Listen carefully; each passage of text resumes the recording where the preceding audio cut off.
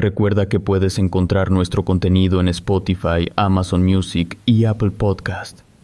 Te dejaré los links en la descripción y comentarios. Sin más, comenzamos. La Cueva del Diablo. Este mundo tiene millones de años, los humanos apenas llevamos unos cientos, considerándose la cúspide de la evolución.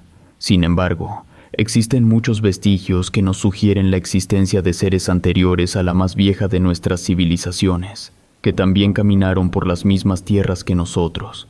Hay muchos relatos que han pasado de generación en generación, dando testimonio de que su existencia fue tan certera como lo está siendo la nuestra. El mundo ha cambiado mucho a lo largo de todo el tiempo, al que datamos como habitable a nuestro planeta. Continentes enteros se separaron, algunos más se hundieron y otros cientos quedaron sepultados bajo los escombros y materiales primigenios que dieron vida a seres que ni las peores de nuestras pesadillas pueden generar. La ciudad de Tehuacán fue sumamente conocida por sus manantiales naturales, de los que incluso hoy en la actualidad se puede extraer agua a la que se le atribuye cierto misticismo. Y es que si dejamos un poco de lado sus atractivos turísticos y nos enfocamos en estudiar su geografía, nos daremos cuenta de que aquel municipio perteneciente al estado de Puebla es un valle producto de un accidente natural generado por la erosión pluvial y eólica del terreno. Dos fuerzas que durante miles de años azotaron la superficie terrestre hasta generar una gran depresión. Y justamente en aquella superficie tallada por el agua y el viento, es donde alguna vez un grupo de personas decidió que se asentarían. Pero antes de ellos, antes de que siquiera existiera el valle, los seres que pisaron los suelos que hoy son parte de las montañas, dejaron vestigios que atestiguan su existencia. Particularmente en el valle de Tehuacán, existe un cerro el cual es visible de prácticamente cualquier punto de la ciudad. Su característico color anaranjado, que según la forma en que la luz del sol impacte sobre él, lo hará ver más o menos rojizo, es lo que le da sentido a su nombre. De este imponente cerro se conoce poco, salvo algunos estudios geográficos que distintas autoridades han realizado a lo largo de los años. Sin embargo, también han sido comunes las historias de personas que han desaparecido mientras realizaban alguna excursión con fines recreativos o ceremoniales. Al ser una zona poco transitada por la mayoría de la gente, es común que quienes quieran aventurarse a subir este cerro se pierdan, o al menos eso nos dicta el sentido común, pero también entre los vecinos de la zona se cuenta que muchas veces se trata del precio a pagar por interactuar con seres cuya fuerza y naturaleza se desconoce. Particularmente se habla del pacto de la familia Sánchez. Según se cuenta, se trató de los hermanos Sánchez, quienes fueron hijos de la señora Bolaños y de don Sánchez, originarios de Cuautla, Morelos, pareja que en algún punto de los años 30 decidió mudarse a Tehuacán en búsqueda de nuevas oportunidades y un lugar donde fundar un hogar para su futura familia, quienes serían los protagonistas de una de las tantas historias que elude a este enigmático lugar. El matrimonio de los Sánchez tuvo 7 hijos, de los cuales 5 fueron hombres y 2 mujeres. Las familias numerosas en aquellos años eran bastante comunes, y al ser tantos hijos, la diferencia de edades realmente era muy poca. Prácticamente esperaban a que la madre se repusiera del trabajo de parto para procrear al siguiente integrante de la familia. La vida para aquella familia parecía estar llena de abundancia y de un gran futuro para todos. Los infantes tuvieron mucha proximidad a las artes desde muy jóvenes y respondieron positivamente a desarrollarse en esta disciplina. Al parecer, gracias a la numerosa familia, podían crear pequeñas obras de teatro, y todos los integrantes cooperaban para crear las escenografías o interpretar a los distintos personajes que los jóvenes les daban vida. No se sabe mucho sobre su infancia en la ciudad, ya que los Sánchez tendían a viajar muy seguido entre distintas ciudades pasando por Tehuacán, Cuautla, Puebla, Ciudad de México y muchos otros pueblos y asentamientos. Mientras los hijos del matrimonio llevaban una vida un tanto nómada, sus inclinaciones por el cine se fueron consolidando, quizá por haber tenido contacto con este medio en las principales ciudades del país donde se encontraban las principales salas de cine, cuyas carteleras exhibían filmes extranjeros y nacionales. Conforme fueron creciendo, los dos hijos mayores se fueron adentrando más en el mundo del cine. No fue así inicialmente para el resto de sus 5 hermanos, quienes mostraron interés por otras profesiones. Pero ellos estaban decididos a dejar huella en la industria del cine tanto nacional como internacional. Una ambición muy grande y optimista característica de las juventudes, quienes desbordan esperanza y anhelos, las cuales en ocasiones pueden llevarlos por caminos completamente desconocidos. La pareja de hermanos les hizo saber a sus padres su interés por incursionar en el mundo del cine. Ninguno de los dos había tenido una formación profesional como actores o directores, pero si algo se sabe de esta industria, es que muchos se forjan en los sets de grabación. Sus padres, quienes ya habían sido testigos del talento nato que ambos hermanos presentaban, les apoyaron en su decisión. Comenzaron a buscar personas involucradas en el medio, para que sus jóvenes pudieran aprender y desarrollarse en esta naciente industria. En un inicio no fue muy sencillo, ya que ambos padres no tenían contactos con personas que trabajaran en la industria. Y es que en aquellos años la producción y proyección de películas no era algo muy desarrollado en el país.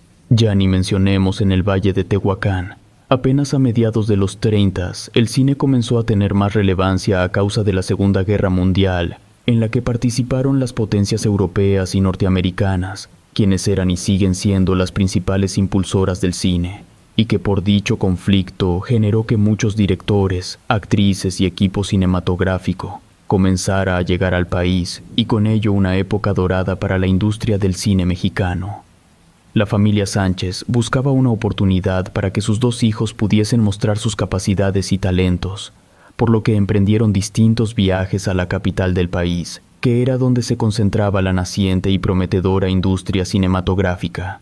Para aquellos años, los hermanos no alcanzaban ni la mayoría de edad, lo que dificultó su entrada por la puerta grande. Tampoco tenían trabajos previos o experiencia en la actuación o manejo del equipo que se solía utilizar para filmar las películas de la época.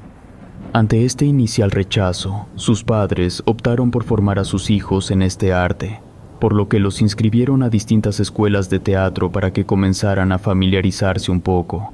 Ambos hermanos aceptaron, y durante algunos años formaron parte de algunas obras y grupos teatrales que se presentaron en algunas ciudades, mientras los mayores se forjaban y preparaban para comenzar a trabajar en su más grande anhelo.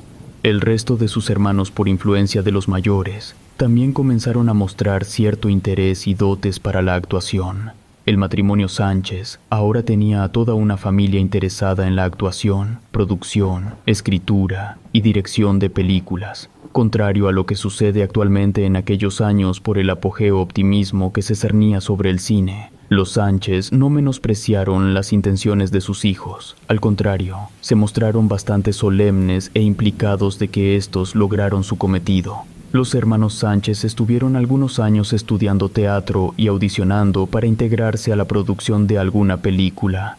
Sin embargo, no tuvieron mucha suerte como actores, ya que no encajaban para los papeles que más se demandaban en la época.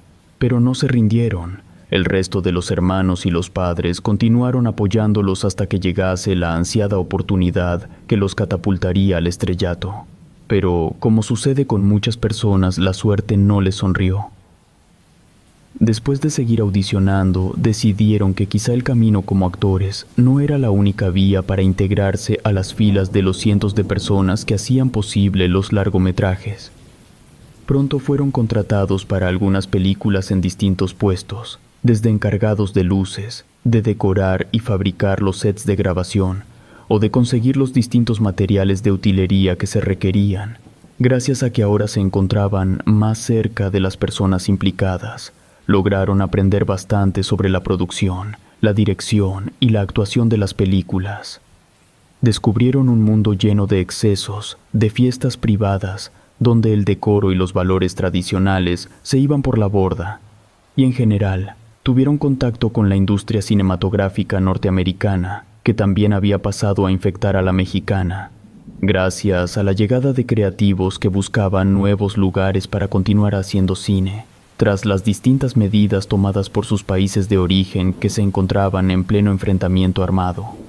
Más que asustarse por todo aquello que con lo que se encontraron detrás de los enormes sets de grabación, Ambos hermanos quedaron fascinados y boquiabiertos con todo lo que este sector podía ofrecerles. A pesar de encontrarse frente a la puerta de sus más grandes ambiciones, esta no se abrió.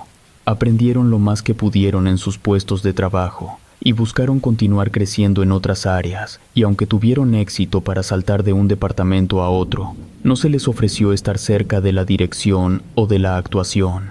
A lo máximo, se les ofrecieron papeles como extras, cuyo trabajo ni siquiera figuró en los créditos de las distintas películas en las que aceptaron participar.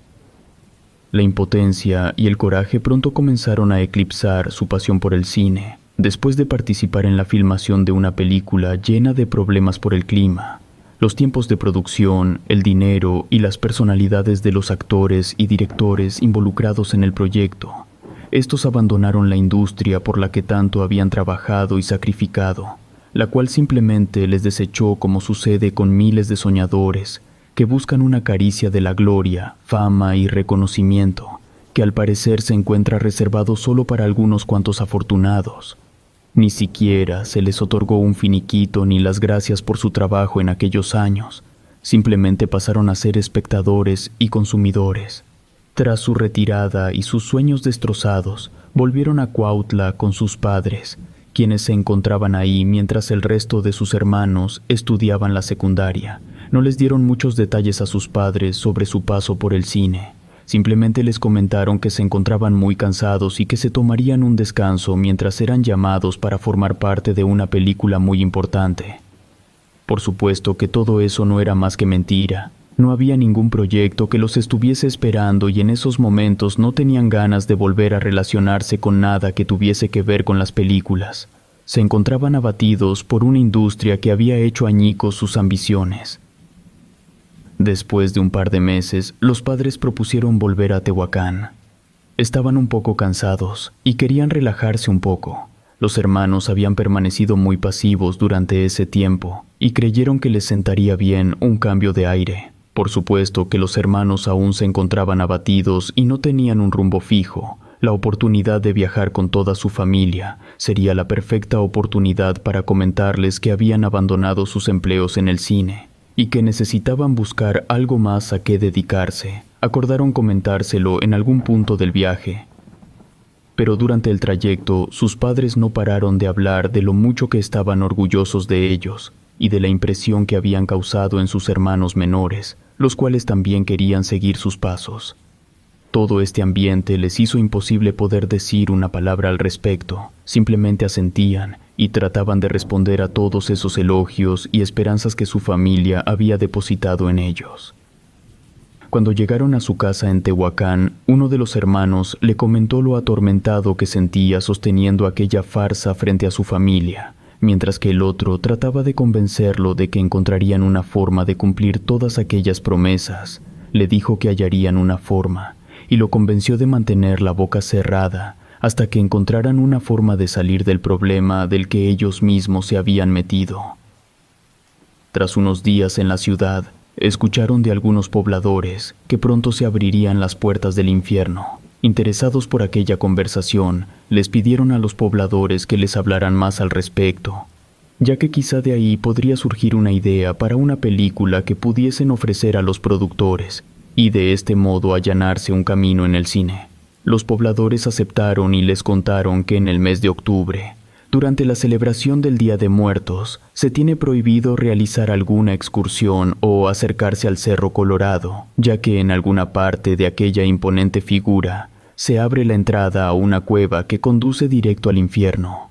Hay una luz que emana desde la tierra, la cual señala el lugar de la puerta, y que bajo ningún motivo nadie debe entrar, ya que muchos de los que han visto esta puerta no los han vuelto a ver.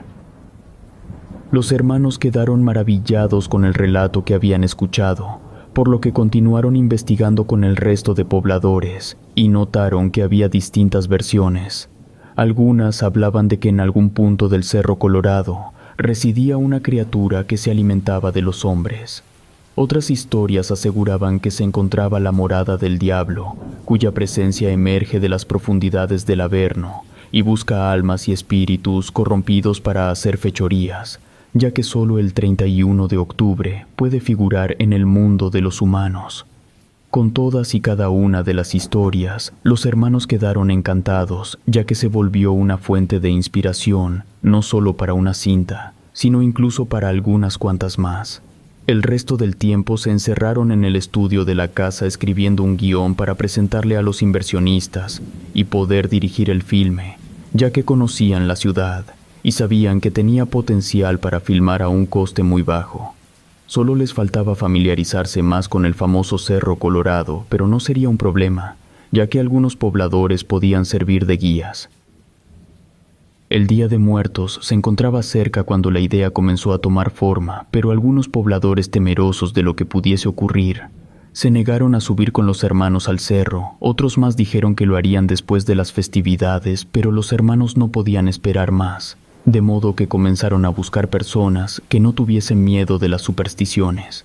A los pocos días, mientras los hermanos se encontraban conversando sobre el Cerro Colorado en el Parque Central, un hombre que se encontraba sentado cerca de ellos se les acercó, los saludó, pero no les dijo su nombre. Solo les ofreció su ayuda para realizar una pequeña expedición al dichoso cerro, ya que él conocía perfectamente los principales caminos para subir. Los hermanos le platicaron sobre sus intenciones de realizar una película sobre las historias que se contaban, a lo que el hombre escuchó atentamente y les respondió que era una idea fantástica, pero que podrían hacer un trabajo mejor si conocían la zona de primera mano.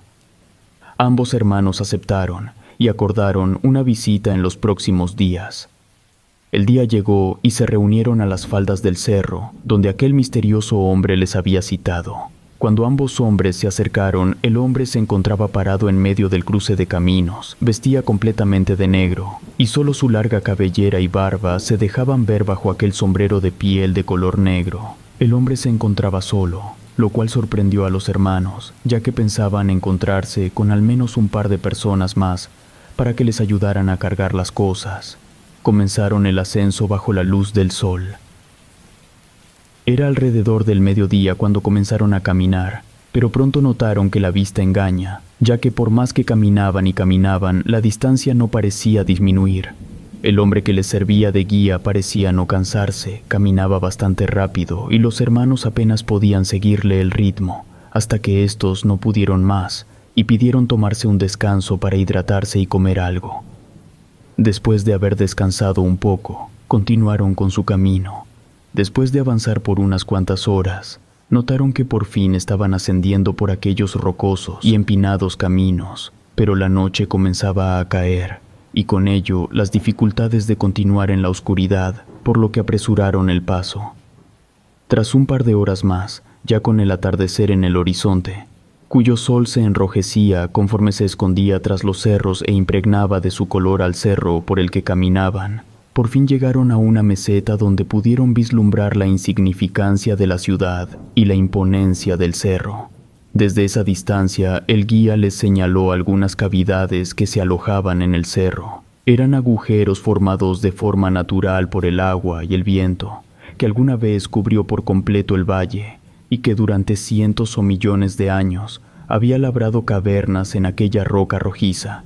Después de reconocer el terreno y colocar algunas marcas como referencia, comenzaron el descenso. El hombre que los acompañó no mostraba el menor signo de cansancio, mientras ellos se encontraban sumamente agotados. Conforme descendían, más se percataron que había una luz en una de las cuevas que componen la accidentada geografía del cerro. Conforme se oscurecía, aquella luz se volvía más intensa. Preguntaron al guía, y éste respondió que si querían saber de qué se trataba, tendrían que hacerlo por su cuenta el 31 de octubre. Agregó que había una historia de que en aquella montaña residía un gran botín que los soldados durante la revolución habían ocultado, pero que los pobladores, celosos de que alguien más se hiciera con el tesoro, habían comenzado a inventar historias sobre el diablo y el infierno, para que nadie se hiciese con el dinero antes que ellos, pero que este tesoro elige a su dueño, por lo que hasta la fecha nadie había podido reclamarlo. Después de contarles aquella versión, no dijo nada más. Cuando regresaron al punto de encuentro, el hombre se despidió y les dijo que los volvería a ver. Los hermanos se despidieron y cuando giraron la mirada para agradecer por su ayuda, aquel hombre había desaparecido. Los hermanos regresaron a su casa y se mostraron muy interesados por aquella luz que habían visto durante su visita al Cerro Colorado. Comenzaron a especular de qué se trataba, pero para bien o para mal, estaban bastante interesados ya que la historia de aquel hombre les cuadraba. Pactaron ir a buscar ese botín el día que les había dicho aquel hombre, pero esta vez lo harían solos, ya que si ellos resultaban los afortunados, no compartirían nada de lo que fuese que encontraran en aquel lugar. Llegó el 31 de octubre, los hermanos partieron con rumbo al cerro desde muy temprano, ya que pretendían ascender con la luz del día y ubicarse en cuanto comenzara a bajar la noche. Y así fue. Ambos hermanos repitieron el recorrido que habían realizado con anterioridad. Esta vez ascendieron más rápido ya que habían dejado distintas señas y atajos que habían usado cuando descendieron, para que el regreso fuese más rápido. Llegaron a la meseta donde habían estado con anterioridad por la tarde, aún con suficiente luz. Comieron y comenzaron a explorar los alrededores. Alrededor de las 6 de la tarde, el sol se encontraba poniéndose, y pronto vieron aquella luz. Sin perder tiempo emprendieron el camino con esa dirección, y como la vez pasada la mirada miente, y caminaron por unas cuantas horas, hasta que por fin en plena oscuridad llegaron a la entrada de donde radiaba aquella luz, que conforme más se aproximaban, más dorada se volvía. Posados en la entrada, se dispusieron a entrar y buscar el tesoro del que les había hablado aquel hombre. Después de un rato caminando y explorando la cueva, llegaron a un punto donde se encontraban 3 caminos. No sabían por cuál caminar, hasta que de pronto escucharon unos pasos provenientes del camino central que se aproximaban hacia ellos. El sonido era como si fuesen unos pasos de pezuñas. Inmovilizados por el miedo e impresión que les causó, vieron como de la penumbra salió una criatura que caminaba de forma erguida, cuyas patas se encontraban cubiertas por un espeso pelaje negro y cuyos pies eran pezuñas, mientras que de la cadera hacia arriba tenía un dorso desnudo completamente humano, excepto por la cabeza, la cual pertenecía a una cabra. La extraña criatura se posó frente a los hermanos, y sin siquiera mover los labios escucharon como una grave y profunda voz les daba la bienvenida. Tras esto, les dijo que tenía la capacidad de hacer posible cualquier deseo que quisieran: dinero, fama, poder. Uno de los hermanos intentó escapar, pero el otro lo detuvo y le dijo que ya estaban ahí, y que llegarían hasta el final de las consecuencias. Después de discutirlo entre los dos, le pidieron a aquella criatura obtener éxito como cineastas. La criatura les dijo que así sería, pero que tenía un precio el cual debía saldarse en sangre. Los hermanos, después de permanecer en silencio y comunicándose con las miradas, respondieron que llegarían hasta el final, si éste les aseguraba de cumplir su más grande anhelo. La criatura asintió con la cabeza y estiró su mano hacia ambos hermanos para cerrar el trato. Cuando estos le extendieron la suya, la criatura, aprovechando sus enormes uñas, les rasgó las palmas de las manos y procedió a apretarlas. Tras esto se giró y volvió por donde vino. Los hermanos hicieron lo mismo y no vieron hacia atrás. Volvieron a casa como pudieron en la penumbra, durmieron profundamente todo el día, y cuando despertaron pensaron que se trató de una pesadilla, pero ambos tenían la herida causada por la criatura ya cicatrizada. No comentaron nada con el resto de su familia, quienes se mostraron preocupados por su repentina desaparición. A los pocos días, cuando volvieron a Cuautla, recibieron una carta de parte de un personaje importante de la industria del cine, donde les ofrecía participar en una película como actores principales. Ambos accedieron, grabaron la película, la cual fue bastante bien recibida, y posteriormente formaron parte de distintas producciones donde pudieron participar el resto de sus familiares. El éxito por fin los había tocado, hasta que cada uno de los miembros de la familia comenzó a morir de formas inexplicables: accidentes automovilísticos, riñas en fiestas y bares, abuso de drogas y accidentes durante el rodaje de distintas películas. Solo uno de los 7 hermanos se salvó, y nunca se supo cómo ni por qué, y nunca se filmó aquella película que inició toda esta travesía.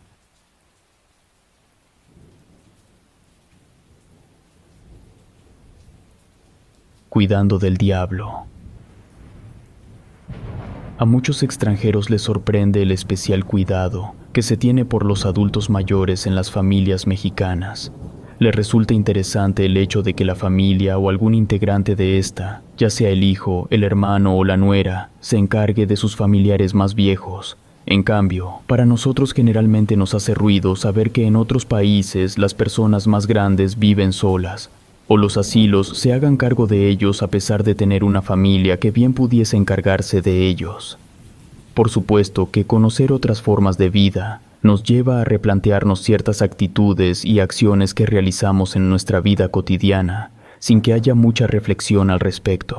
Nuestras vidas están llenas de actividades que realizamos por costumbre y tradición. No importa que muchas de ellas tengan un origen cuestionable, pero es lo que hay. La cultura es algo vivo y por lo tanto está sujeta a los cambios a través del tiempo. La historia de Sagrario es cuanto menos curiosa. Ella, como millones de infantes, crecieron sin la presencia de su padre. Según se sabe, ella fue hija de un segundo matrimonio que su papá había tenido. El señor era un hombre a la antigua, de aquellos que tenían hijos y mujeres a cualquier lugar al que iba. Por ahí se habla de que Sagrario tuvo más de 6 hermanos no reconocidos, y otros tantos de los que su padre no renegó. Aquel hombre le encantaba el dinero, el alcohol y las mujeres. Le encantaba asistir a los bailes que se realizaban en las fiestas de los distintos municipios, y al parecer era un excelente bailarín, ya que por lo que se cuenta, era la forma en que conquistaba el corazón de muchas mujeres, que no sabían que solo serían asunto de una noche. Rara vez volvía a los lugares a donde se enteraba que estaban un hijo suyo, e incluso cuando lo hacía, negaba totalmente ser el padre de la criatura en cuestión. Por supuesto que aquella vida entregada enteramente al hedonismo le generó muchos problemas. Los hermanos y padres de las muchachas a las que había embarazado lo buscaban constantemente para que se hiciera cargo de su hijo. Siempre gozó de una gran vitalidad a pesar de llevar una vida de excesos. Nunca se le vio enfermo o deprimido. No lloró ni dijo nada cuando sus padres fallecieron. Y tampoco mostró el mínimo remordimiento cuando alguno de sus hijos no reconocidos murió. Era un hombre duro. Rara vez se mostró vulnerable ante sus amigos o conocidos. Siempre parecía tener prisa por vivir y experimentar lo más que podía, como si algo o alguien le estuviera pisando los talones constantemente. Un deseo enfermizo por aferrarse a todos los placeres que esta vida ofrece. Y es que la sombra de la muerte nos acecha a cada paso. Pero muchos de nosotros, siendo conscientes de esta realidad, a veces preferimos ignorarla y vivir de forma más tranquila y reservada. Quizás si pudiésemos ver la manera en que aquel hombre veía a la vida, todos habríamos sucumbido a los placeres la mayor cantidad de tiempo. Sagrario fue el producto de una aventura que su difunta madre tuvo con aquel hombre. Se conocieron durante la celebración del 15 de septiembre, donde en todo el país se celebra el inicio de la independencia de México, y es un breve periodo donde todo mundo entra en un estado de júbilo y festejo. La madre de Sagrario era una joven educada bajo los preceptos católicos. La castidad hasta el matrimonio, la familia y el recato eran los elementos que más se le habían inculcado desde casa, y las misas dominicales a las que asistía en familia. Aquella noche, la joven, después de haber insistido tanto a sus padres que le permitieran ir a la feria en compañía de su hermano mayor, conoció a aquel hombre. Cuenta Sagrario que su madre quedó completamente enamorada cuando entre la multitud vio a aquel caballero bailando con distintas señoritas en la plaza pública, mientras los acompañantes de aquellas jóvenes les pedían comportarse como damas, y algunos otros directamente intentaban agredirlo al bailar. Ver algo así en aquellos tiempos era algo completamente distinto. No dejaba indiferente a nadie ver a aquel hombre moviéndose con gran vigor y gracia. Después de haber paseado entre los distintos puestos, el acompañante de la joven se ausentó, ya que también había invitado a su novia a la feria, por lo que la chica se quedó sentada en una banca metálica del parque al lado de un puesto de cigarros y otras golosinas. Ahí fue cuando coincidió con aquel hombre, quien se acercó al puesto a comprar un poco de tabaco, y notó a una joven sentada completamente sola. La saludó, a lo que la mujer apenas sí respondió, ya que la desconfianza y la emoción le impedían actuar con soltura y naturalidad. Después de hablar un poco, la invitó a dar una vuelta con él, a lo que la chica aceptó. Durante el poco tiempo que estuvieron juntos, la futura madre de Sagrario quedó fascinada con el hombre que acababa de conocer. Se volvió la envidia de otras chicas quienes solo los veían con cierto celo a lo lejos, mientras ambos caminaban del brazo por toda la plaza. En algún punto de la noche, mientras ambos caminaban y se alejaban de la multitud, las luces y el festejo, ambos sucumbieron a sus instintos más primarios, independientemente de los valores, el momento y el lugar. Tras esto, aquel hombre se despidió, prometió volver en el futuro, y no volvería a saber de aquel hombre hasta mucho tiempo después, pero no necesariamente para llevarle felicidad. Después de 9 meses de gestación y cientos de disgustos y vergüenza, a la que habían tenido que hacerle frente la familia de la joven, Sagrario nació. Para sorpresa de todos, fue una niña, y gozó de excelente salud durante su infancia. Sus abuelos se hicieron cargo de ambas hasta que estos fallecieron por algunas enfermedades que padecían. La casa en la que vivían la heredó su madre, por lo que no tuvieron problemas respecto a la vivienda. Sin embargo, Sagrario desde pequeña preguntaba por su padre. En la escuela, el resto de los niños la insultaban al no tener un padre como todos los que asistían ahí. Insultaban a su madre e incluso le agredían cuando ésta intentaba defenderse. Y cuando cuestionaba a su madre por la identidad de su padre, simplemente evitaba el tema, le decía que se encontraba fuera y que algún día volvería para hacerse cargo de ambos. Pero los años pasaron, Sagrario creció y su padre nunca apareció. Su madre contrajo la misma enfermedad que sus abuelos, por lo que se le dificultaba trabajar, y Sagrario era muy joven, no había terminado sus estudios por hacerse cargo de su madre. Solo se tenían unas a otras, pasaban todo el tiempo juntas, sin embargo, solían tener discusiones cuando Sagrario tocaba el tema de su padre, quien siempre solía dar la misma respuesta: algún día volverá. Al parecer era su única esperanza mientras los problemas para conseguir alimentos, vestido y medicamentos se agudizaban a causa de las limitantes a las que tenían que hacerle frente. Cuando su madre cumplió 60 años, su hermano decidió realizar una pequeña convivencia. Se reunió Sagrario con su tío y la familia de este para celebrar el cumpleaños de su enferma madre. Sagrario, quien estaba harta de no tener ni idea de quién o cómo era su padre, en plena comida decidió preguntarle a su tío quién era de las pocas personas que quizá podría responderle su cuestionamiento. Después de un momento donde reinó un silencio que conforme se extendía, más incómodo se sentía, su tío le dijo que hablarían de ese asunto después, ya que por lo pronto habrían de continuar con la reunión. La madre de Sagrario simplemente se soltó a llorar, y la familia de su tío trató de consolarla mientras la miraban de forma despectiva y realizaban comentarios de Sagrario por su actitud durante la celebración. Sagrario simplemente estaba harta de que nadie quería tocar el tema por el cual ella había sufrido bastante, y continuaba haciéndolo. Nadie sabía nada, o nadie quería decirle algo al respecto. Por supuesto que hubo cientos de rumores, desde algunos que decían que había sido producto de un abuso por parte de algún familiar, hasta otros que la ligaban al párroco de la iglesia del pueblo, cuyo mayor sustento era que aquel hombre había dejado la iglesia en los meses en que la joven se encontraba embarazada.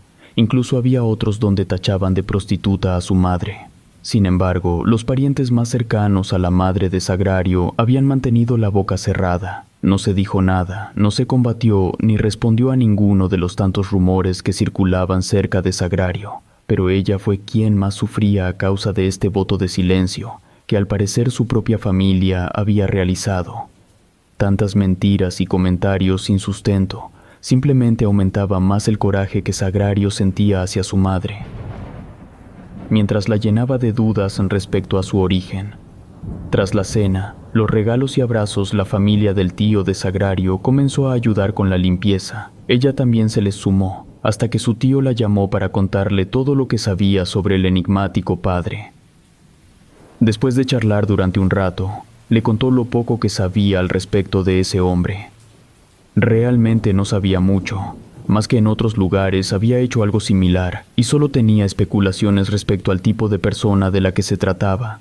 Para aquellos, el padre de Sagrario habría de tener alrededor de poco más de 70 años, y muy seguramente habría muerto. Saber un poco más sobre la persona que la engendró le dio cierta paz, pues la más grande incógnita de su vida está siendo contestada, pero también le inquietó saber si alguno de sus hermanastros sabía algo más de su padre. Su tío le insistió en que nadie sabía nada más, ya que eran muchas las familias y personas que habían intentado seguirle el rastro, pero hasta donde sabía nadie había logrado encontrarlo, o al menos conocer de dónde era originario. Parecía como si la tierra se lo hubiese tragado, o si hubiese fallecido en algún momento por el estilo de vida del que especulaban había llevado. Al terminar de ayudar con las labores de limpieza en casa de su tío, Sagrario y su madre volvieron a casa y no hablaron en absoluto durante todo el trayecto. Aquella noche, Sagrario tenía un cúmulo de emociones encontradas y contradictorias. Por una parte, sentía mucho odio hacia su padre, por haberla abandonado a su suerte, y por los muchos hermanos de los que se acababa de enterar que tenía. Pero también sentía mucha curiosidad sobre la verdadera clase de hombre que fue. Después de todo, no podía dejarse llevar por las percepciones de terceras personas. Necesitaba saber más sobre aquel hombre, por lo que la noche se esfumó en un parpadeo, hasta que la luz del sol se coló por su ventana y se levantó para cumplir con sus responsabilidades. Desde aquel día, su vida continuó como normalmente lo hacía. Su relación con su madre se estancó. No discutían ni tampoco tenían grandes temas de conversación, pero Sagrario siempre estaba al pendiente del estado de salud de su madre. A pesar de ello, la idea de indagar más sobre su padre le continuaba haciendo ruido en la cabeza y por momentos eclipsaba al resto de sus pensamientos. O le resultaba difícil encontrar un espacio para buscar a sus hermanos.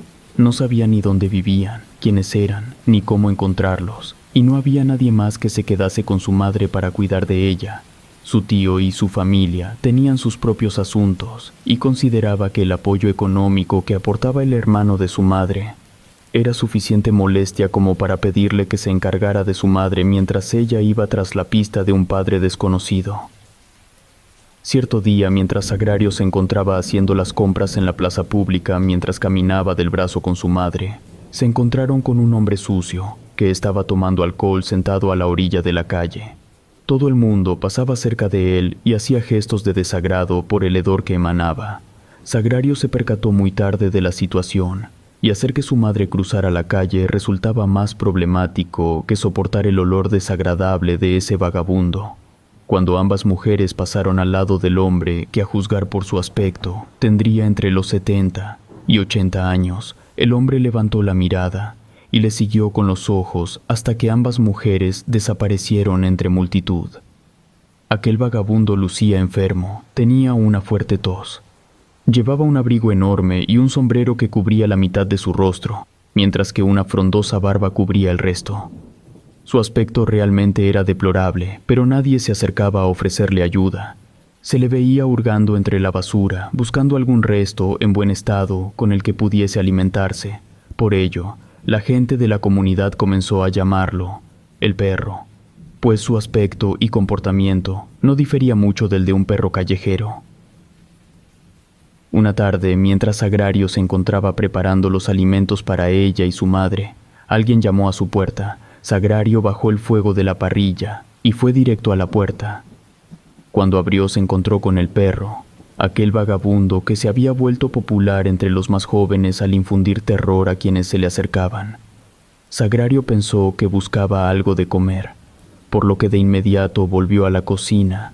Tomó algo de fruta y se la entregó en las manos al hombre que se encontraba de pie en la puerta, mientras asomaba y fisgoneaba la vivienda.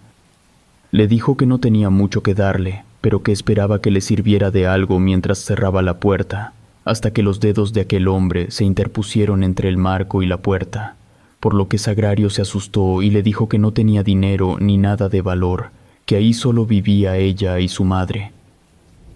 El hombre empujó la puerta, la volvió a ver de cabeza a los pies y le preguntó sobre su padre. Sagrario insistió en que se fuera o llamaría a los vecinos para que lo echaran. El hombre, nuevamente con dificultades para emitir sonido alguno de su boca, le dijo que ella no tenía padre, que lo podía notar, y lo sabía porque su rostro, a pesar de haber envejecido, le recordaba a alguien muy especial. Tras escuchar esto, Sagrario dejó de ejercer fuerza para cerrar la puerta. El hombre le dijo que su padre estaba frente a ella y que quizá no lo reconocía, pero que su madre muy seguramente lo haría. Al inicio, toda esta situación desconcertó a Sagrario, es decir, toda una vida esperando conocer a su padre, y un vagabundo se presentaba en su casa y le revelaba que era su padre. Era algo muy difícil de creer, pero le dio el beneficio de la duda, lo dejó pasar y conversaron un momento hasta que su madre, quien se despertó por las voces, se acercó a ellos. Le trataron de explicar lo que sucedía, y la mujer no lo podía creer. No aceptaba que el guapo y fornido galán que le había robado el corazón hace 40 años fuese un despojo de persona. Después de mandarlo a asearse, prestarle algo de ropa que había por la casa del tío de Sagrario, continuaron conversando. El hombre le reveló que estaba sumamente enfermo, que muy posiblemente estaba agonizando y viviendo sus últimos años de vida, y que no quería irse sin conocer a los hijos que nunca reconoció. Le reveló a Sagrario que era ella una de sus múltiples hijas que había tenido, pero la única con vida, ya que el resto de sus hijos habían muerto cuando eran infantes a causa de una rara enfermedad. Era la única familia que le quedaba, y nadie quería hacerse cargo de un viejo enfermo, por lo que terminó pidiéndole a Sagrario que se hiciera cargo de él durante sus últimos meses de vida. Sagrario al inicio no estaba de acuerdo, ya que el sentimiento de abandono que había sufrido toda su vida no podía irse así porque sí, pero su madre insistió en que era su padre después de todo, y que por fin podrían estar juntos como la familia que son, pero que nunca habían parecido. Después de una larga charla, Sagrario aceptó encargarse del hombre que decía ser su padre.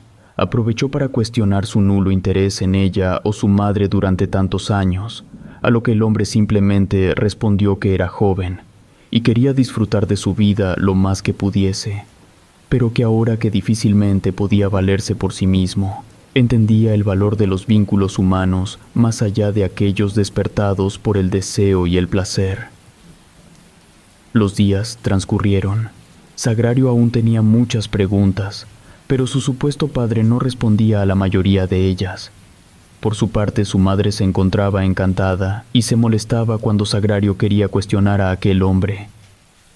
Al paso de las semanas incrementaban las sospechas de la veracidad de lo que su padre contaba. El estado de salud del hombre mejoraba día tras día. De ser un cadáver viviente en el que las cuencas de los ojos era lo único que indicaba el rastro de la existencia de ojos, comenzaron a reponerse. La voz hueca comenzó a volverse cada vez más potente. Mientras esto sucedía, el estado de salud de la madre de Sagrario empeoraba cada vez. Le costaba más levantarse de la cama, alimentarse, y solía hablar de unas extrañas pesadillas en las que una figura demoníaca se acercaba a su cama para alimentarse de su espíritu.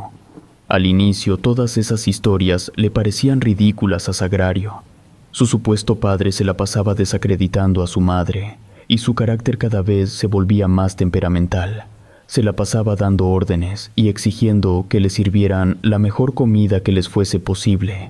Por supuesto que el ingreso que percibían apenas si alcanzaba, pero aún así, aquel hombre aprovechaba cualquier oportunidad para sacar ventaja de la situación. Conforme pasaban los días, la madre de Sagrario se volvía más agresiva.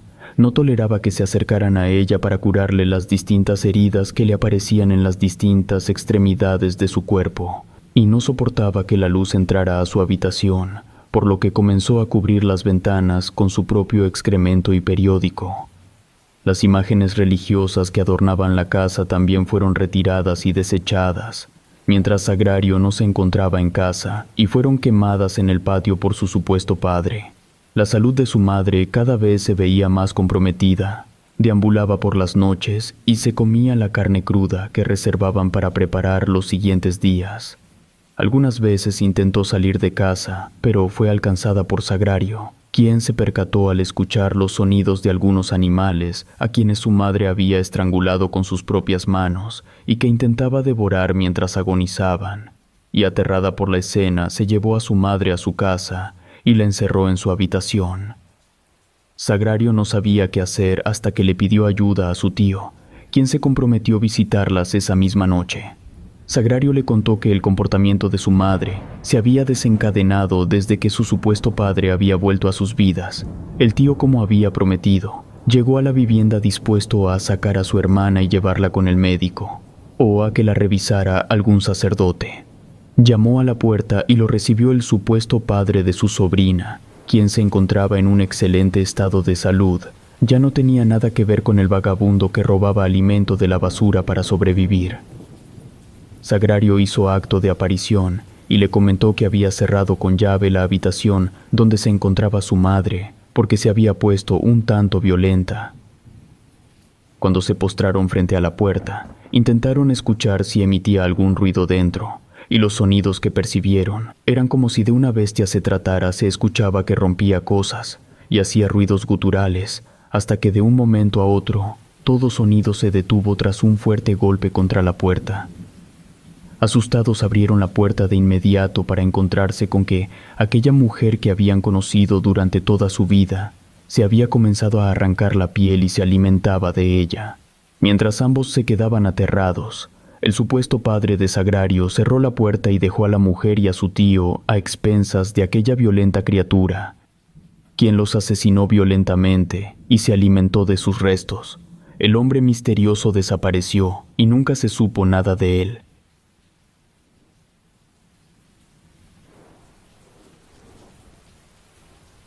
La burla del diablo. Hoy en día, gran parte de las personas creen que el dinero es capaz de comprar incluso la felicidad y la satisfacción. El dinero te puede ayudar a tener un techo del cual refugiarte del frío, la lluvia o el calor. Te puede proveer de una enorme variedad de alimentos. También puedes adquirir las prendas más bonitas hechas con las mejores costuras posibles. Te puede brindar experiencias memorables. Y según se mire, te puede conseguir el amor. A pesar de que el dinero es un medio para asegurarse una mejor calidad de vida, difícilmente es un fin en sí mismo. La búsqueda constante de reunir la mayor cantidad de dinero posible se vuelve una enfermedad cuando no se tiene una meta para utilizarlo, la cual vuelve virtuoso a quien la ejecute. Sin embargo, nos dejamos la vida, el cuerpo, la salud y momentos irrecuperables tratando de aumentar los números en nuestras cuentas bancarias. Don Agustín tuvo que realizar la anterior reflexión cuando se encontró frente a una de las múltiples carencias y contradicciones de reunir una fortuna. Agustín Hinojosa fue un respetado empresario de la capital. Según se sabe, Agustín nació y creció en el seno de una familia muy pobre que vivía en una alejada casa en la periferia de la capital. Un pueblo habitado por poco más de 500 habitantes, los cuales se encontraban en las mismas condiciones que la familia de Agustín. La zona no resultaba atractiva para ningún negocio de los que prosperaban en la época. Era una región bastante árida. En algún momento los pobladores originarios que fundaron una villa se dedicaron a la minería. Se extraían distintos minerales de las excavaciones, principalmente carbón, el cual era ampliamente utilizado para las máquinas de vapor y la producción de energía eléctrica en algunas plantas del país. Pero conforme se fue explotando este recurso, pronto fue difícil seguir haciéndolo, ya que la inversión para extraer de forma más eficiente las reservas que se encontraban bajo la tierra se elevaba a cifras muy grandes, las cuales eran impagables para los distintos propietarios de la comunidad. En algún punto se les planteó la idea de fundar una cooperativa mediante la cual se financiara la inversión necesaria, pero lamentablemente fue una iniciativa que no tocó buen puerto, ya que las riñas, peleas, difamaciones y acusaciones de todo tipo, generadas por la desconfianza de los distintos propietarios y la nula intención de compartir las ganancias, llevó a que nunca se concretara nada. Algunas personas que les tocó vivir en aquellos años cuentan que incluso algunos conflictos escalaron hasta los enfrentamientos a puño limpio y otros con armas de fuego.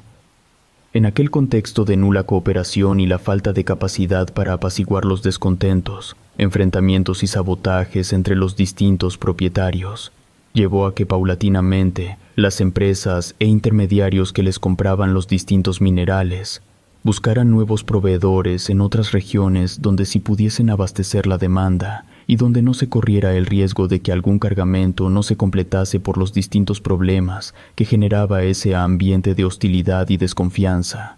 Conforme pasaron los años y la minería dejó de ser la principal fuente de ingresos para todas las familias de los trabajadores que laboraban en las minas, los pobladores y trabajadores externos comenzaron a abandonar el pueblo.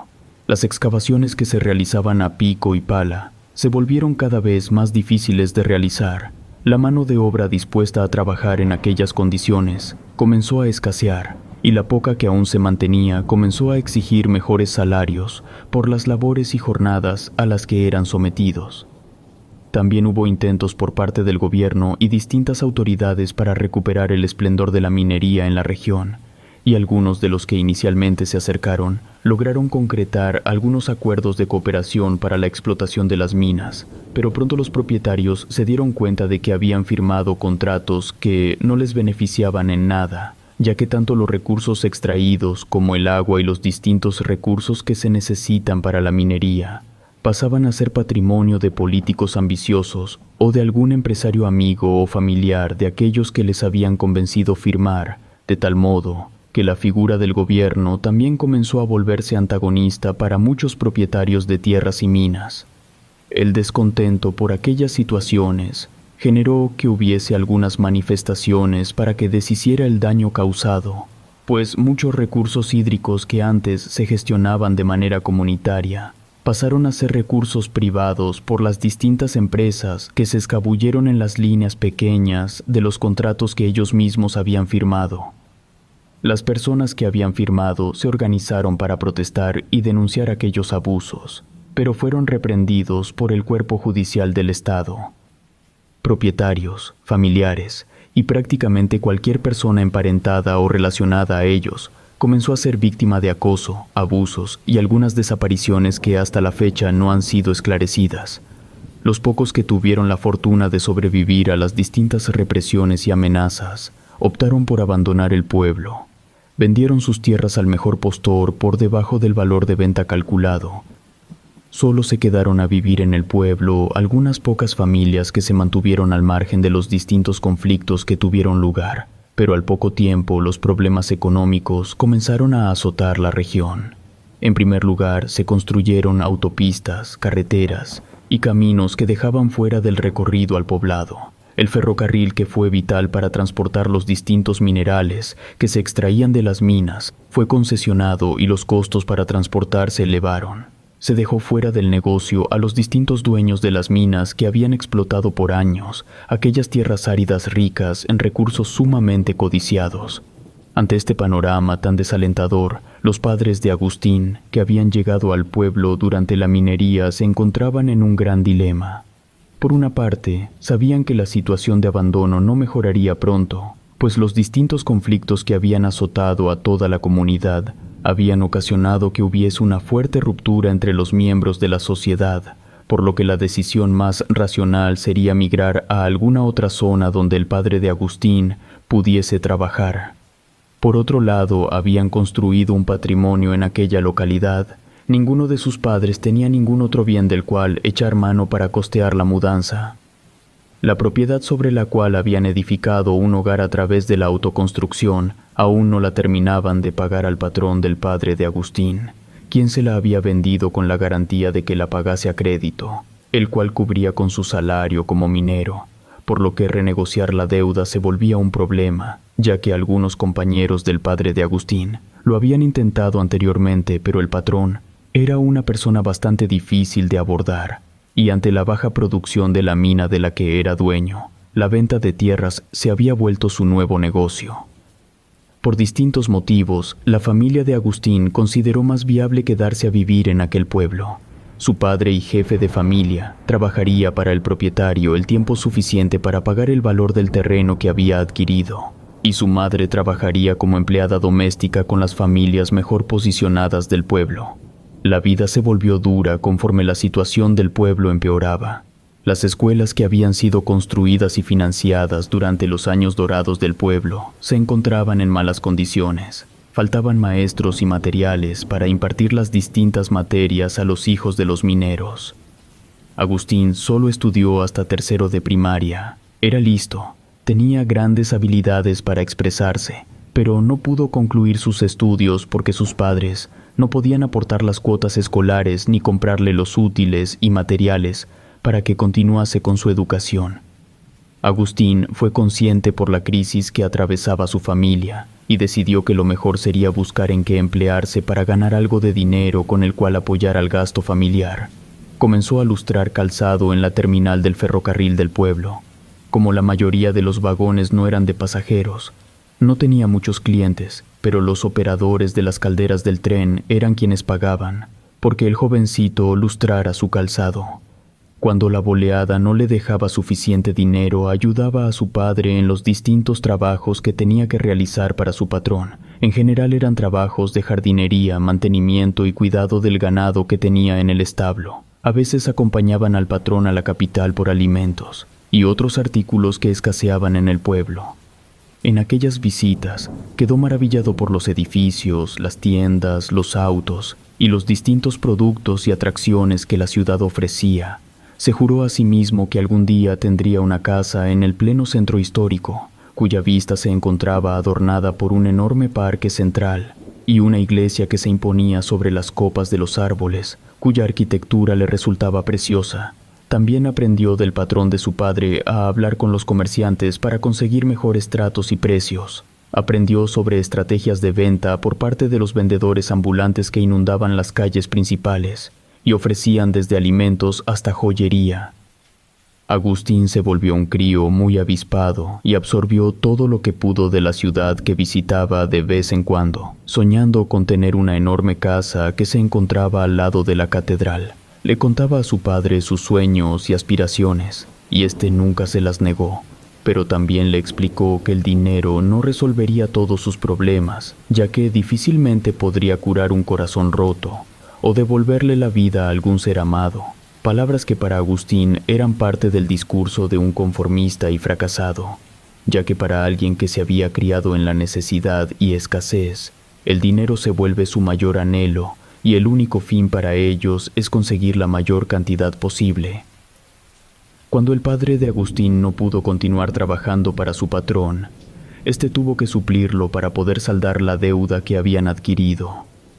Para aquella época, Agustín era un joven no mayor de 20 años y gozaba de una salud buena, así que fue un gran elemento para reforzar la mano de obra del patrón. Sin embargo, pronto se dio cuenta de las habilidades de Agustín, notó que se le daba muy bien el tema de los negocios, y al poco tiempo se volvió su asistente personal y asesor en algunos temas. La cercanía con su jefe le valió para ganarse el respeto por parte de éste.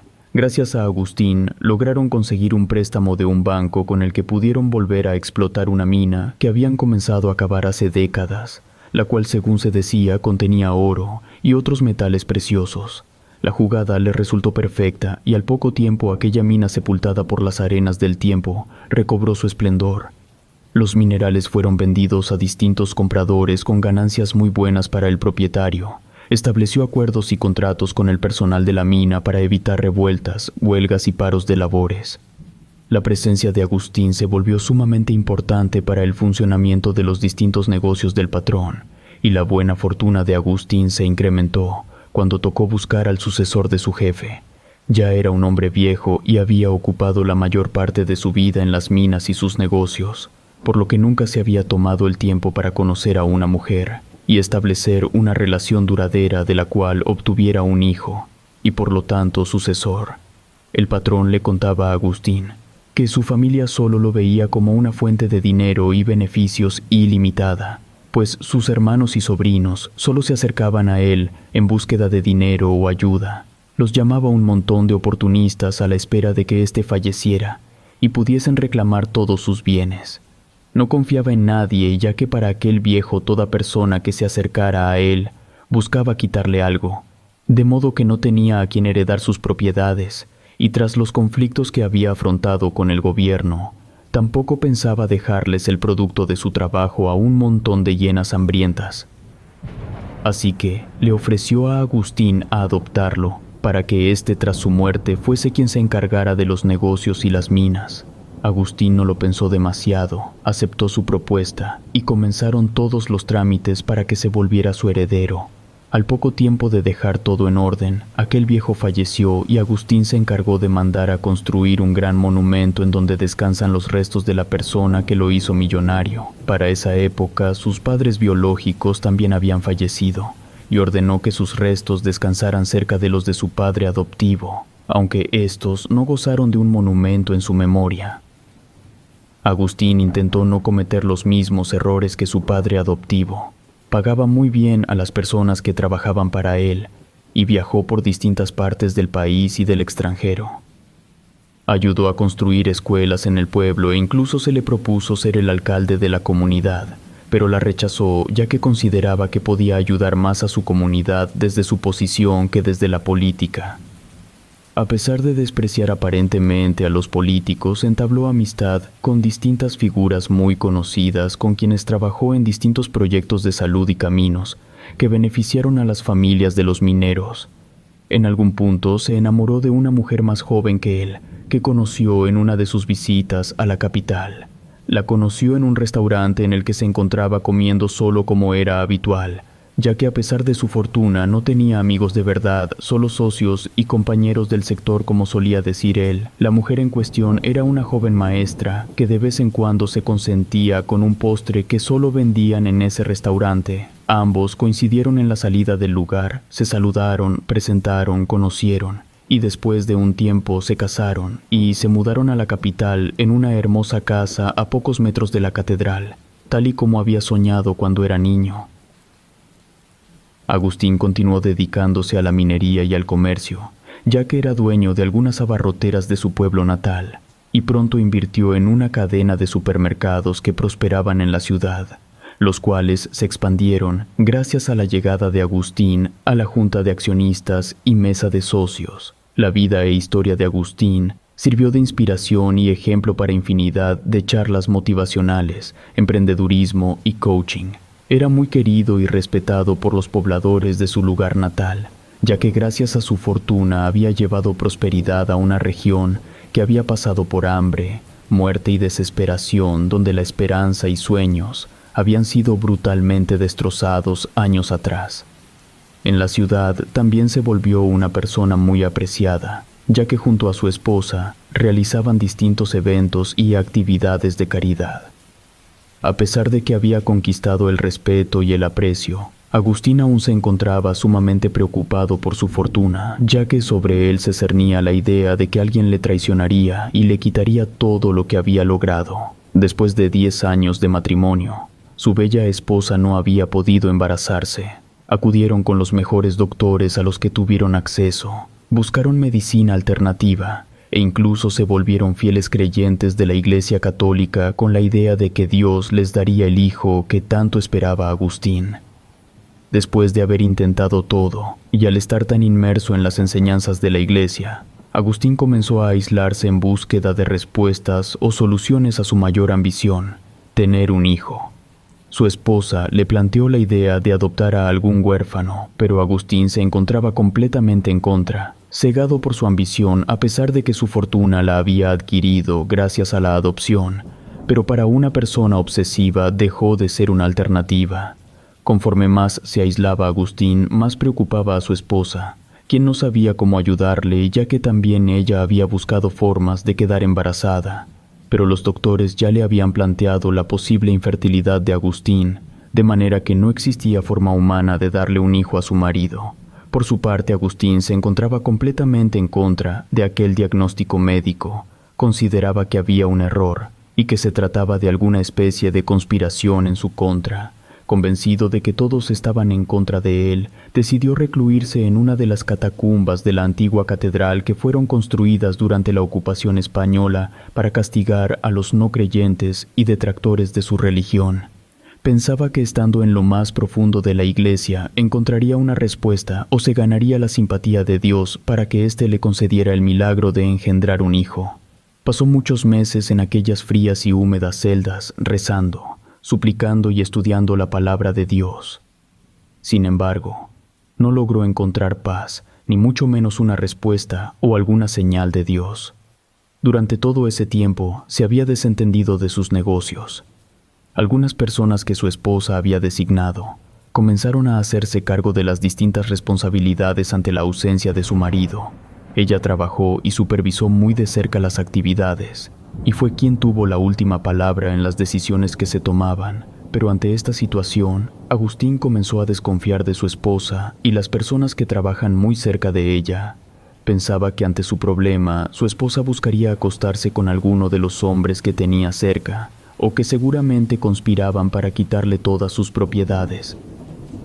La situación se volvió complicada, por lo que abandonó las catacumbas bajo la catedral y volvió a casa dispuesto a hacerse cargo de las responsabilidades que había abandonado durante ese tiempo, pero continuó con sus hábitos de meditación, aislamiento, súplicas y oraciones en el despacho de su casa. Comenzó a despedir a la mayoría de las personas jóvenes que habían ayudado a su esposa a atender sus negocios. Cansado de no recibir respuestas, ni señales, ni milagros de Dios, comenzó a confrontarlo. Entraba en rabietas y cólera cuando suplicaba una respuesta, y después de esos ataques de ira, desolación y abandono, pedía disculpas a su Creador para posteriormente volver a cuestionarlo. Agustín afrontaba una batalla contra su Dios y contra sí mismo, ya que era incapaz de aceptar su incapacidad para tener un hijo, pero lo suficientemente arrogante para cuestionar a Dios por aquel castigo. Durante uno de sus tantos enfrentamientos con Dios, mientras Agustín se encontraba en pleno llano y arrepentimiento por blasfemar ante Dios, escuchó un breve susurro que entró por sus oídos y retumbó por toda su cabeza. Sorprendido, dio un salto de la silla en la que se encontraba sentado. El impulso fue lo suficientemente fuerte para que éste se cayera de espaldas al suelo, y mientras se encontraba tirado sollozando, volvió a escuchar una voz la cual intentó ubicar en algún punto de la oscura habitación, alumbrada únicamente por una veladora que utilizaba para rezar, cuya flama comenzaba a moverse como si una corriente de aire se hubiese colado por la habitación, pero la puerta y las ventanas se encontraban cerradas. Como pudo, Agustín se puso de pie y comenzó a recorrer la habitación de manera sigilosa, tratando de encontrar a quien le estuviese haciendo pasar aquel mal momento. Pero eran las 3 de la mañana, su esposa se encontraba durmiendo en su alcoba, y las personas que le ayudaban con las labores se habían retirado desde las 8 de la noche después de haber servido la cena y limpiado el comedor y cocina. En la enorme casa solo se encontraban él y su esposa. La voz se volvió a pronunciar y le dijo: «Tu esposa te engaña, eres viejo, senil, impotente e incapaz de tener un hijo». Tras escuchar aquellas palabras, la voz le ofreció un trato. A cambio de restablecer su honor como hombre, debía alejarse de la iglesia, destruir toda imagen y objeto perteneciente a la religión, y después de eso, asesinar a la primera persona que cruzara la puerta de su casa la siguiente noche a las 12 en punto, ya que ese sería el hombre con el que su esposa lo engañaba. Agustín aceptó el trato. A la mañana siguiente comenzó a retirar toda imagen, todo objeto religioso de su casa. Mientras todo esto sucedía, su esposa le recordaba que tenían un evento de caridad al que asistiría en su representación, ya que él solía encerrarse en su despacho. Agustín pensó que seguramente eso sería una excusa para acostarse con algún hombre, pero esa misma noche su honor mancillado sería restaurado y podría tener a su preciado hijo, así que no le dijo nada a su esposa. La noche llegó y cuarto a las 12 tomó el cuchillo más afilado de la cocina y esperó a que el reloj diese las 12. Cuando el reloj marcó las 12, la puerta se abrió. Había caído una fuerte lluvia sobre la ciudad y la electricidad de la casa se había ido, por lo que no había luz.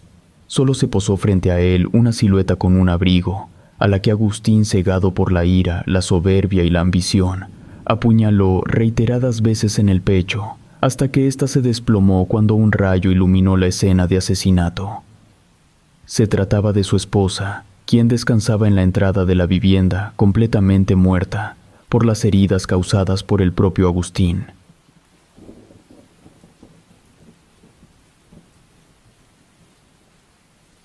Las puertas del infierno. Los restos arqueológicos son los únicos vestigios y evidencias de que existieron seres humanos y sociedades complejas en distintos periodos de la historia. Muchas personas crearon distintos objetos con fines que solo podemos especular, ya que las interpretaciones que hacemos sobre los hallazgos son difíciles, por no decir imposibles de comprobar. No sabemos a ciencia cierta cuáles eran las costumbres, las creencias o la vida cotidiana de las civilizaciones que nos precedieron. Muchas de ellas incluso ni siquiera dejaron alguna prueba de su existencia, más allá de algunos relatos e historias que se preservaron gracias al habla, pues parece que muchas no desarrollaron un sistema de escritura al cual podamos remitirnos para al menos tener una evidencia de su paso por este mundo. La mayor parte de nuestra historia como especie dominante en la Tierra la desconocemos por completo. Sabemos que en algún momento y en algún lugar está nuestra génesis, pero no conocemos todos los detalles, ni pormenores de cómo, cuándo y por qué. De esta falta de conocimiento es de donde surgen muchísimas incógnitas sobre nosotros mismos. Alrededor de 1900, una expedición al Medio Oriente se encontró con cierto objeto que despertó un gran interés de la comunidad científica, de los militares y gobiernos de las potencias de la época. Según se relata, la expedición la conformaron distintos arqueólogos ingleses, quienes originalmente se habían interesado por estudiar a las pirámides y monumentos de Egipto. El grupo de arqueólogos estaba conformado por una pareja y un par de colegas, que no eran novatos en este tipo de trabajos. Ya anteriormente habían viajado por distintas regiones que hoy conocemos como Marruecos, el Tíbet y Argelia, y habían formado una buena relación con los lugareños, quienes les explicaron distintos aspectos sobre su forma de ver al mundo, peculiar para los ingleses, quienes escucharon y documentaron en distintas bitácoras muchos relatos orales que las personas de distintas tribus compartieron con los extranjeros. Se cuenta que la pareja de arqueólogos quedó sumamente interesada por las culturas de África, porque cuando estos se casaron, optaron por realizar un viaje a África como regalo de bodas y luna de miel. En aquella época en Inglaterra se tenía la concepción de que muchas culturas del continente eran la puerta para desentrañar el origen de la humanidad, ya que consideraban que si el eslabón perdido existía, como lo sugerían las distintas teorías de la evolución, era más factible localizarlo en una zona más arcaica, rudimentaria y atrasada tecnológica y científicamente como lo era África, el continente al que se suele apuntar cuando se siguen los rastros y vestigios de la humanidad a lo largo y ancho del mundo. Durante su viaje a África se dieron cuenta de que las distintas civilizaciones y tribus con las que tuvieron contacto no eran para nada un montón de aborígenes salvajes e ignorantes. En realidad, eran culturas complejas con lenguas y costumbres propias, cuyos orígenes se remontaban cientos de años atrás, de las cuales se sentían bastante orgullosos. Y es que la actitud que suelen tener las personas de las potencias colonizadoras imperialistas suele ser muy paternalista, pues se ven a sí mismos como la culminación de la evolución humana por los distintos avances y desarrollos que alcanzaron gracias a la explotación y aprovechamiento de distintos recursos.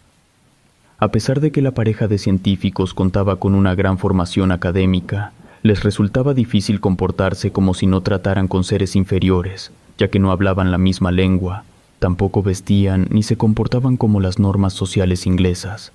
Veían a los africanos con un velo de exotismo, sin la mínima intención de tratar de comprender la forma en que ellos ven al resto del mundo desde su latitud y sus condiciones de vida.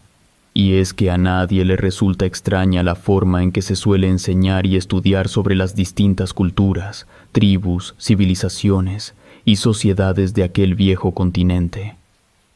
Esta forma de vernos a nosotros mismos y al resto de habitantes de esta gran esfera azul suele volverse contra nosotros mismos si no estamos dispuestos a desaprender lo aprendido y a tratar de comprender desde el respeto los motivos y características de todos los ámbitos que compone al individuo y la sociedad de los distintos continentes. En aquel primer viaje, la pareja se volvió consciente de sus carencias como investigadores y cambiaron un poco los planes y actividades que tenían previstas para su visita.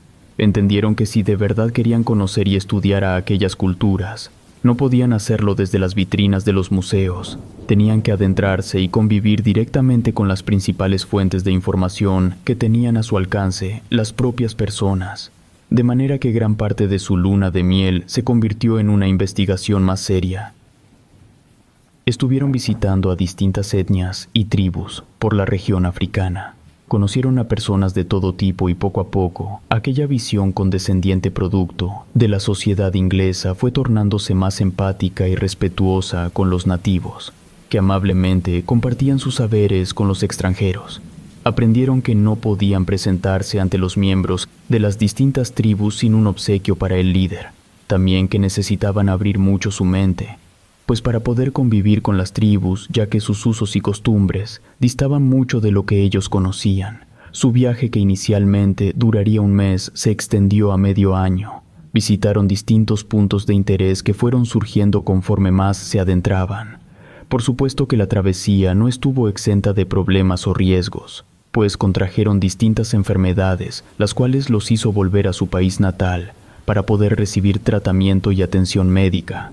Con su regreso trajeron consigo mucha información que habían ido recabando de los distintos pueblos que habían visitado y conocido, la cual aprovecharon para publicar una serie de artículos donde hablaban de las distintas formas de organización social, la jerarquía que mantenían, sus creencias religiosas, sus rituales con distintos fines y su particular forma de entender el mundo que les rodeaba. Todo el material que la pareja consiguió de su viaje les valió para volverse prácticamente una celebridad entre la comunidad científica, la cual recibió encantada los distintos relatos y textos que publicaron en distintas revistas, y escucharon atentamente las historias de primera mano de los viajeros en distintos congresos y ponencias a las que fueron invitados. El viaje, omitiendo las enfermedades, fue un rotundo éxito, no solo a nivel profesional, que les valió un gran reconocimiento y respeto de sus colegas y de distintos estudiosos de áreas hermanas, sino que también fue de gran ayuda para su crecimiento personal, pues no fueron las mismas personas antes de realizar el viaje a su regreso. Su retorno a su país estuvo plagado de éxito. Sin embargo, la pareja se sentía algo extraña viviendo nuevamente en Inglaterra. El reconocimiento era genial, pero sentían que aún había mucho que hacer y documentar de África y de otras regiones fuera del mundo anglosajón, por lo que después de platicarlo decidieron mudarse a lo que hoy conocemos como Sudáfrica, pero que por aquellos años se encontraba bajo la tutela de Inglaterra y el Imperio Británico, pues desde ahí, gozando de los derechos que les otorgaba su nacionalidad, podrían continuar con sus investigaciones. En Sudáfrica, la pareja de científicos entabló amistad con otros compañeros de oficio que también estaban altamente interesados en la región. Se volvieron buenos amigos, y estos dos arqueólogos, antes de llegar a Sudáfrica, habían estado realizando distintas investigaciones en el Medio Oriente. Durante su estadía, estos habían conocido la historia que hablaba de la existencia de un par de puertas a las cuales se les atribuían distintas capacidades. Algunas versiones hablaban de que eran el portal a otra dimensión, otras sostenían que era la entrada al infierno bíblico, y algunas más aseguraban que aprisionaban a un ancestral mal, el cual nunca debía ser desatado, ya que pondría contra las cuerdas a toda la humanidad. La pareja escuchó con gran interés los relatos que sus nuevos amigos les compartieron. También estos les explicaron que les fue difícil continuar con su búsqueda por los distintos conflictos que se desataban en la región y los distintos bandos que se enfrentaban. Los consideraban espías enemigos o intervencionistas, cuyos fines era sabotear los distintos ataques que preparaban al enemigo, por lo que no les quedó más opción que abandonar la región mientras el conflicto se terminaba. Aquel relato dejó maravillada a la pareja de arqueólogos. Si lograban encontrar dichas puertas, podrían realizar un aporte a la comunidad científica sin precedentes. No solo podrían encontrar aquellas puertas, sino que incluso podrían desentrañar los grandes misterios de la humanidad. La idea de realizar una expedición al Medio Oriente en búsqueda de dichas puertas comenzó a fraguarse rápidamente entre ambas parejas de científicos. Sin embargo, se enfrentaban al principal problema del financiamiento de la expedición, y es que muy pocas personas estarían dispuestas a solventar los gastos de una campaña en búsqueda de un objeto que bien podría existir o ser simplemente parte de un mito o leyenda. Ambas parejas de arqueólogos enviaron cartas a distintas personas que dirigían centros de investigación. También ofrecieron sus servicios a los magnates interesados en la ciencia ya que contaban con el dinero para poder sustentar la tan ansiada expedición, pero no tuvieron respuestas favorables. El grupo de arqueólogos no dio mucha información respecto a lo que se encontraban buscando ante el temor de que alguien más se les adelantara en la búsqueda de las místicas puertas. Este primer problema desalentó a los arqueólogos de realizar dicho viaje al Medio Oriente, ya que aún vendiendo sus propiedades, difícilmente podrían cubrir todos los gastos que implicaba realizar una búsqueda de tal magnitud. Los problemas por lo que atravesaba la región también desalentaba a muchos gobiernos y organismos públicos, ya que bien podrían interpretarse como intromisión y causar problemas a gran escala, por lo que tenían que ser muy cuidadosos, o bien esperar a que la situación fuese más favorable. Después de recibir negativa por parte de prácticamente todas las personas que podrían ayudarles, decidieron esperar. Mientras aparecía algún benefactor, ellos tratarían de conseguir los recursos por sí mismos, en caso de que ningún interesado apareciera, y mientras esto sucedía, podían investigar más sobre el supuesto paradero de las puertas. Los arqueólogos decidieron separarse. La pareja se mantendría en Sudáfrica para continuar con sus investigaciones, mientras intentaban reunir el suficiente dinero para la expedición, y sus nuevos amigos volverían al Medio Oriente para tratar de conseguir información más precisa sobre el posible paradero de las puertas, y así no tener que vagar por el desierto sin un rumbo fijo. En 1905, el grupo volvió a reunirse en Francia al margen de un congreso al que fueron invitados para impartir algunas ponencias sobre sus hallazgos. Fue en este congreso donde la pareja de arqueólogos que había partido a Medio Oriente años atrás les comentó a sus amigos que habían conseguido apoyo por parte del Museo de Irak. Ellos prestarían equipo, transporte y algunos hombres para la búsqueda de las puertas, ya que su investigación apuntaba a que éstas se encontraban en Irak. Pero el resto de los gastos los tendrían que cubrir ellos mismos, por lo que al proponerles que les acompañasen en dicha expedición, esperaban que pudieran ayudarles con el resto de dinero. La pareja de arqueólogos ingleses aceptó la propuesta y fijaron fechas para realizar la búsqueda ese mismo año, y así fue como ambos grupos de arqueólogos pactaron reunirse en Bagdad, la capital de Irak, para realizar los preparativos para la búsqueda de las puertas. La pareja que los había invitado ya se encontraba en la ciudad con toda la información que habían reunido durante todos sus años de investigación en la región. Les compartieron todo lo que sabían a sus colegas para ponerlos al día. Aquellas puertas supuestamente habían aparecido antes de que el primer ser humano hubiese pisado la tierra. Al parecer estaban hechas en un material sumamente resistente, ya que muchos emperadores y sacerdotes habían intentado destruirlas después de haber revelado los secretos que escondían y que habían causado extinciones a lo largo de la historia. Se decía que aquellas puertas estaban talladas con alguna herramienta o tecnología que nadie conocía y que nadie había podido replicar hasta la época. Contenían símbolos y figuras completamente desconocidos que no se asociaban a ninguna civilización documentada. Algunos otros relatos sostenían que las puertas emanaban una energía muy extraña a través de las vibraciones que podían percibirse al posar las manos sobre estas monolíticas esculturas. También les contaron que las puertas parecían tener una conexión mística con los eclipses y las lunas llenas, ya que cuando estos fenómenos ocurrían, las puertas emitían un pequeño brillo. La información que habían recabado pertenecía a viejos sabios y sacerdotes, quienes habían escuchado aquellos relatos de sus antecesores, los cuales se encargaban de preservar dicha información para prevenir a las nuevas generaciones y evitar que éstas se autodestruyeran al volver a encontrar aquellas puertas. El paradero había sido desconocido por décadas y cada cierto tiempo volvían a resurgir las historias que reviven el interés de los emperadores para intentar utilizarlas en su beneficio.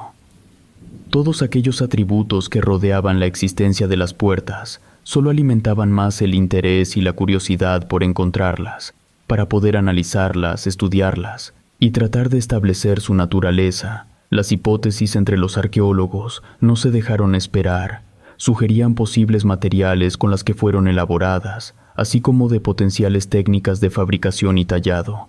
El grupo de arqueólogos estaba fascinado por todo lo que tenían entre sus manos. De localizar dicho objeto podría tratarse del descubrimiento del siglo y quizá de toda la humanidad, pues podrían reconstruir gran parte de la historia perdida, tras realizar todos los preparativos necesarios para la expedición y asegurarse de que nadie les hubiera espiado o seguido. Se reunieron con las personas que el museo había designado para la búsqueda de las puertas.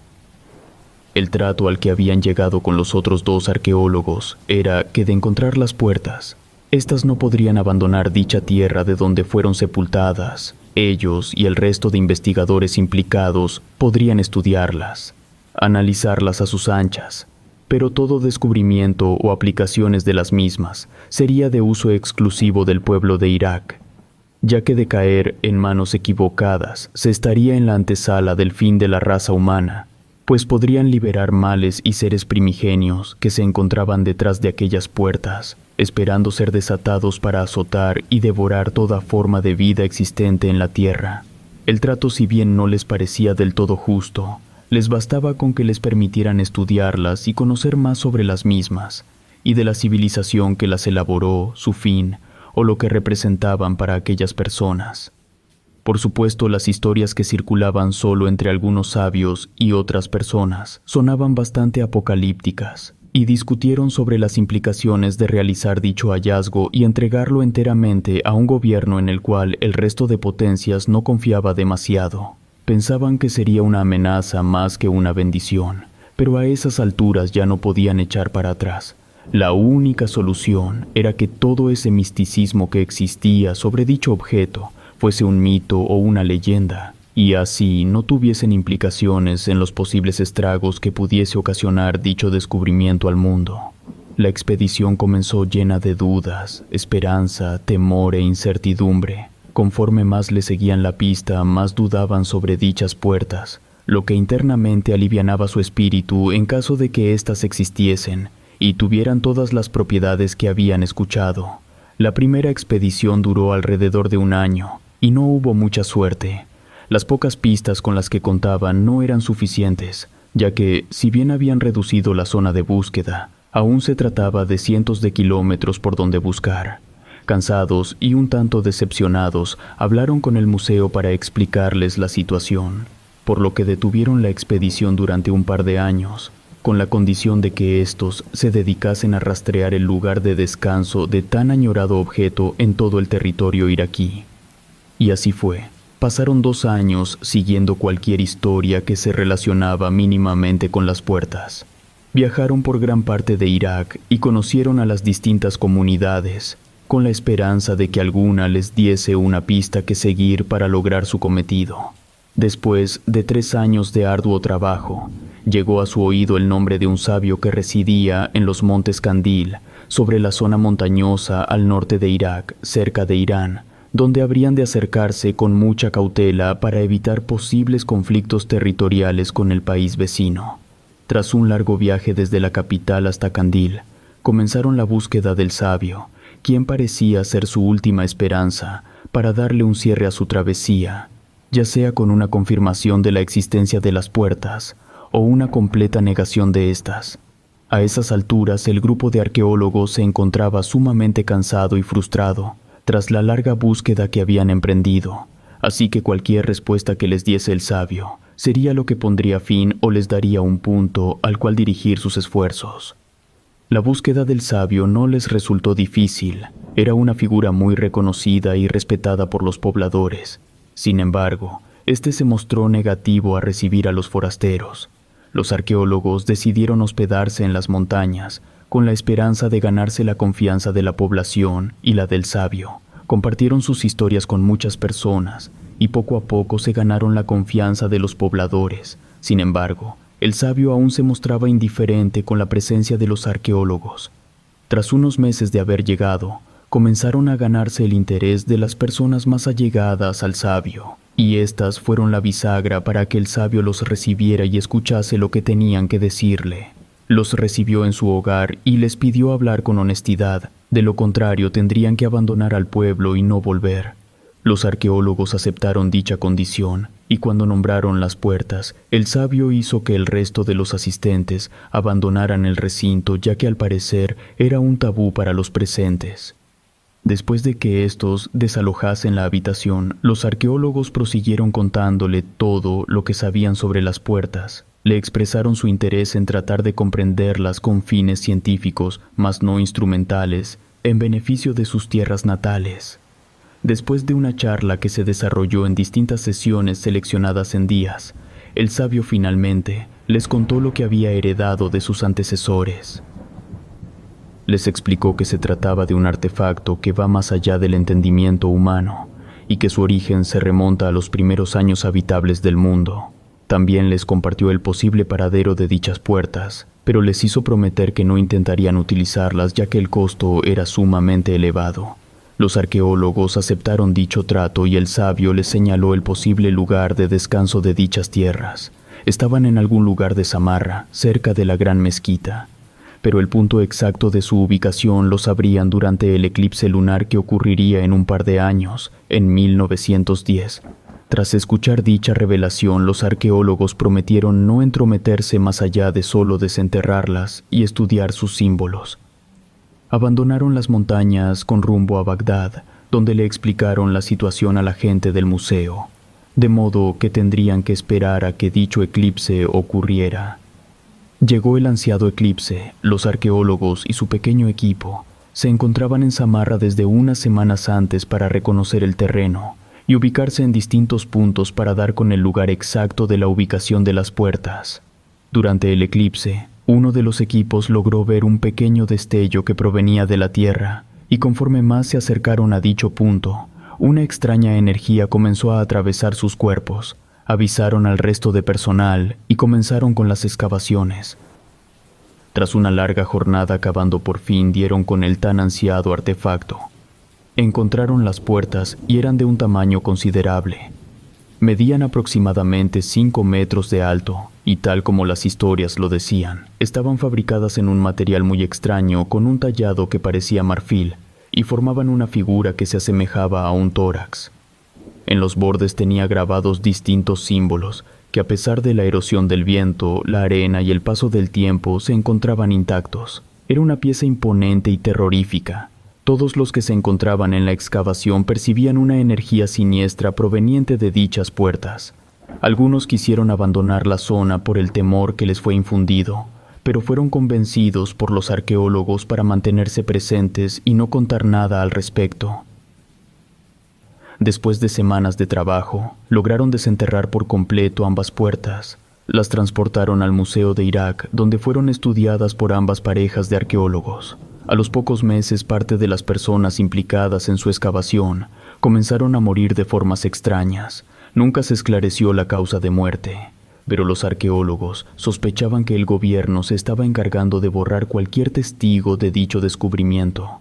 Tras varios años de investigar, estudiar y analizar las puertas, no pudieron rescatar gran cosa. Los símbolos les resultaban ilegibles, y el temor a que pronto fueran desaparecidos si no brindaban nada útil a los directivos del museo, los llevó a solicitar su retiro de dicha investigación, la cual fue aceptada, no sin antes firmar acuerdos de confidencialidad. Y durante su viaje de regreso a su país natal, el vehículo en el que se encontraban tuvo un accidente y todos los pasajeros murieron. Un año después sucedió el asesinato del archiduque austrohúngaro, Francisco Fernando, lo que posteriormente desataría la Primera Guerra Mundial, hundiendo a gran parte del mundo en una destrucción sin precedentes que continuaría en la Segunda Guerra Mundial. Las puertas se mantuvieron en secreto, pero se dice que éstas pasaron a distintas manos de líderes políticos quienes intentaron utilizarlas realizando distintos rituales para establecer contacto con el ser que se encontraba detrás de dichas puertas, con la esperanza de que éste les hiciera ganar las distintas batallas que libraron. Estuvo en manos de Alemania y posteriormente de Estados Unidos. Relatos escritos y adaptados por Liz Rayón.